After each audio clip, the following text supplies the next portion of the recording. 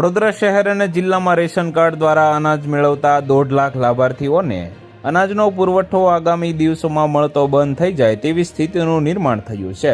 આ લાભાર્થીઓએ ઈ-કેવાયસી હજી સુધી કરાવ્યું નહીં હોવાથી રેશન કાર્ડ પણ રદ થઈ શકે છે।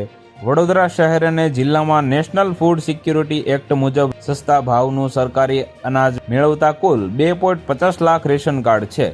આ રેશન કાર્ડ દ્વારા કુલ 12 લાખ લાભાર્થીઓને દર મહિને સરકાર દ્વારા નિશ્ચિત કરેલ અનાજનો લાભ મળી રહ્યો છે, પરંતુ NFSAમાં અનેક લોકો એવા છે જેઓ સરકારી સસ્તું અનાજ મેળવવાને પાત્ર નહીં હોવા છતાં અનાજ મેળવી રહ્યા છે, જેથી રેશન કાર્ડ ધારકોનું ઈ-કેવાયસી કરાવવું નક્કી કરવામાં આવ્યું હતું। વડોદરા શહેર અને જિલ્લામાં કુલ 2.5 લાખ રેશન કાર્ડ પૈકી હજી પણ 5000 જેટલા રેશન કાર્ડના ઈ-કેવાયસી થયા નથી, એટલે કે આ રેશન કાર્ડ સાથે સંકળાયેલા આશરે 1.5 લાખ લાભાર્થીઓનું ઈ-કેવાયસી બાકી છે।